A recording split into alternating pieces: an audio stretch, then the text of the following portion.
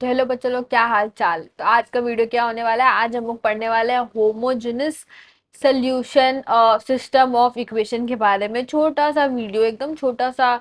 ऐसा इतना छोटा टॉपिक है कि कहीं दब के ही रह जाता है, इसलिए आज हम लोग एक सेपरेट वीडियो बनाए हैं। कल से आने वाला है वर्ड प्रॉब्लम पे एक अच्छा सा, बहुत अच्छा सा वीडियो, उसको पढ़ना। तब ये छोटा सा टॉपिक है, इसको कंप्लीट कर लेते हैं आज।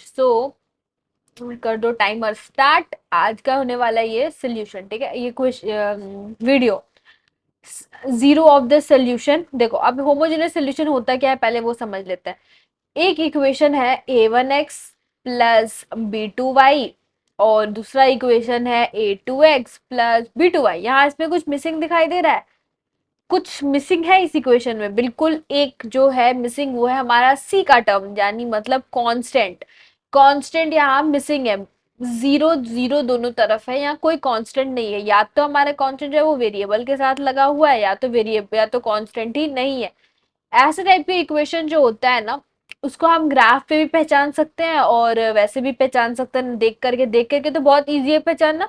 क्यों? क्योंकि कोई कांस्टेंट लगा हुआ नहीं है साथ में। लेकिन अगर पहचानना होगा ग्राफ से, तो ऐसा लाइन, होमोजेनस लाइन वो होता है ना, जो जो ऐसे ओरिजिन से पास करे, जो डायरेक्ट ओरिजिन से पास करते हैं ना, उस लाइन में कांस्टेंट के टर्म नहीं आता है। तो उस तरीके की लाइन को हम लोग क्या कहते हैं?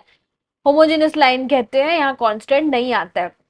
ऊपर हम लोग जितना भी क्वेश्चन पढ़े उसमें ना सब जगह पर कांस्टेंट हमेशा था। अगर एक कांस्टेंट ना आए तो सबसे इजी इक्वेशन बन जाता है, क्योंकि कांस्टेंट ही सबसे बड़ा रोल प्ले करता है, फिर कॉम्प्लेक्सिटी बढ़ाता है। यहाँ पे अगर कांस्टेंट ही नहीं है, मतलब ये कॉमा जीरो से पास कर रहा होगा। अब ये इक्वेशन से समझ आया ही होगा ये ग्राफ से, कि ये 0,0 से जो लाइन पास करता है, सारे इक्वेशन में कांस्टेंट का टर्म नहीं होता है। तो एक कॉमन फैक्टर क्या होता है? 0,0 से पास। अब ऐसा लाइन जो कोई एक ही पॉइंट से ढेर सारा लाइन पास करे, उस तरीके के लाइंस को क्या बोलते हैं? एक फैमिली बोलते हैं। क्या बोलते हैं? फैमिली। ये जो फैमिली है वो क्या? 0,0 की फैमिली है। वैसे ही मान लो कोई वन पर ऐसा बहुत सारा लाइन है जो वन से पास कर रही है, वन से। तो इसको बोलेंगे एक फैमिली। किसकी फैमिली? 1,0 की फैमिली। वैसे ही ये वाली, अभी हम लोग बेसिकली कॉन्सेंट्रेट किस पे करने वाले हैं? इस वाले फैमिली पे कॉन्सेंट्रेट करने वाले हैं, जो कि 0,0 से पास करती है। इसको एक फैमिली कहा जाता है, ठीक है। सबसे इजी इक्वेशन इसी का होता है, क्योंकि हमारा कांस्टेंट नहीं है। Zero of the solution and infinite solution, इसमें नो सोल्यूशन का पॉइंट ही नहीं आता है। क्यों नहीं आता है? क्योंकि साफ एक सोल्यूशन 0,0 तो दिखाई दे ही रहा है। 0,0 एक सोल्यूशन है इसका।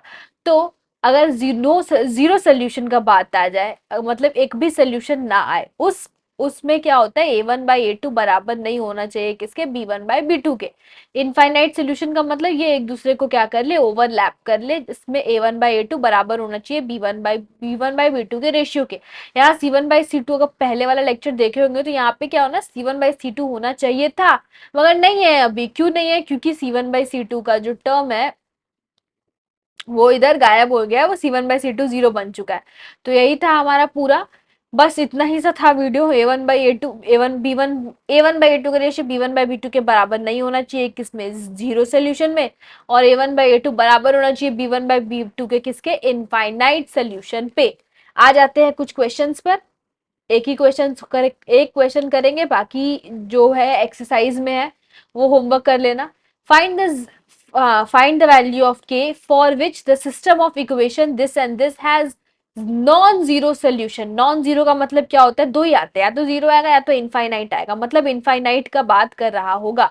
तो शुरू करते हैं। पहले लिख देंगे for a non zero solution, for a non zero solution a1/a2 should be equal to b1/b2। अब लिखते हैं एलएचएस और आरएचएस। सबसे इजी तरीका का क्वेश्चन होता है ये। एलएचएस और लिख देंगे इधर हम आरएचएस। एलएचएस में क्या आना चाहिए? a1/a2 आना चाहिए। हमारा a1 क्या है? 3/k।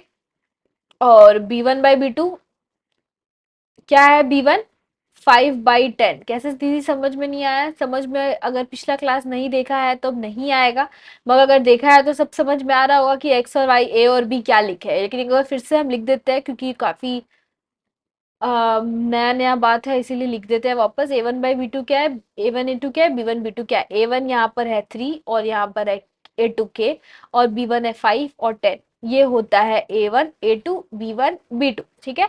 अब इक्वेशन को क्या करना है, इक्वेट कर देना है। 3/K को बराबर कर देना है किसके, 5/10 को। 5/10 को फर्दर 1/2 लिख सकते हैं, तो वही करके लिखेंगे 1/2। अभी तक तो काफी बच्चों ने आंसर भी लेकर के आ गया होगा कि 6 = K, तो K का वैल्यू अगर 6 ले देंगे तो हमारा नॉन जीरो सोल्यूशन आ जाएगा।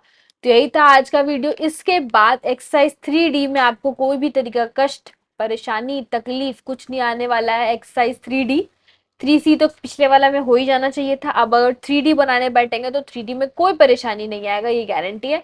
अगर कोई दिक्कत आ रहा है तो कमेंट में जाना है, कमेंट में बताओ कौन सा क्वेश्चन में दिक्कत आ रहा है, ताकि हम जो बनाते हैं वो क्वेश्चन का शीट, उस पे हम आपका क्वेश्चन को डालें और उस पे सोल्यूशन भी हम बता पाए। या तो टेलीग्राम पर या तो इंस्टाग्राम पर जाकर के हमको डीएम करो और बताओ कि क्या दिक्कत आ रहा है आपको वीडियो पे।